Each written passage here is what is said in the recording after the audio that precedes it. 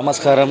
ఈరోజు కులాలు మతాలకు అతీతంగా రంజాన్ శుభ సందర్భంగా ప్రతి ఒక్కరూ హిందూ ముస్లిం సోదరులు భాయ్ అందరూ మనం కలిసిమెలిసి ఈరోజు ఇఫ్తియార్ చేసుకుంటున్నాం. అందరూ కలిసిమెలిసి ఉండాలని ఇటువంటి కార్యక్రమాలు ప్రతి ఒక్కరూ ముస్లిమ్సే కాదు, హిందువులు కాదు, ప్రతి ఒక్కరు క్రిస్టియన్స్ కూడా అందరూ కలిసిమెలిసి ఐకమత్యంగా ఉండాలని, ఐకమత్యమే మహాబలం అని నేను కోరుకుంటున్నాను.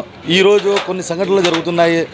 హిందూస్ సపరేట్స్, ముస్లింలు సపరేట్ అనుకుంటున్నారు. అది కాదు. ఇది వచ్చేసి ఒక భారతదేశం అనేది ప్రతి కులం ఉంది, ప్రతి మతం ఉంది. అన్ని కులాలు మతాలు కలిస్తేనే భిన్నత్వంలో ఏకత్వం అంటారు. ఇటువంటి భారతదేశాన్ని భ్రష్టు పట్టించడానికి కొన్ని నీచ పార్టీలు కృషి చేస్తున్నాయి. అటువంటి పార్టీలు కొన్ని రోజులు మాత్రమే దానికి మనుగడ ఉంటాయి.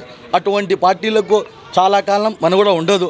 అటువంటి పార్టీలు కొన్ని రోజులు అతీతంగా ఉండి తర్వాత భ్రష్టు పడిపోతాయి. అటువంటి పార్టీలకు మీరు కూడా మద్దతు పలకద్దండి ప్లీజ్. నా తరపున నేను కూడా చెప్తున్నాను. ప్రతి ఒక్కరు ఇక్కడ ఉండే భారతదేశంలో ప్రతి ఒక్కరు అందరూ కలిసిమెలిసే ఉంటున్నారు. కానీ కొన్ని చిన్న చీడ పురుగులు ఉన్నాయి. అవి నిద్రలో హిందువులు ప్రతి ఒక్కరూ నా మిత్రులు ఉన్నారు. చాలామంది 80% వచ్చేసి నా దోస్తులే ఎక్కువ.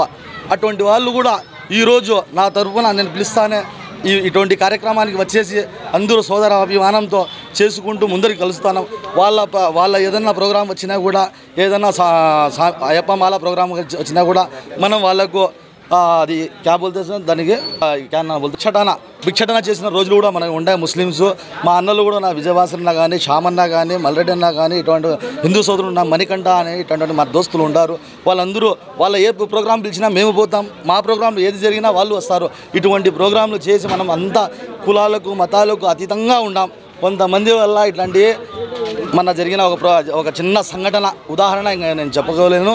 ఇటువంటి సంఘటనలు ఇంకోసారి జరగకుండా మీరందరూ కలిసిమెలిసి ఉంటే ఇటువంటి చీడపురుగుల్ని మీరే బయటికి పంపించేస్తారు అని ఇంకోసారి ఇటువంటి జరగకూడదని నా మనవి. అందరికీ నమస్కారం.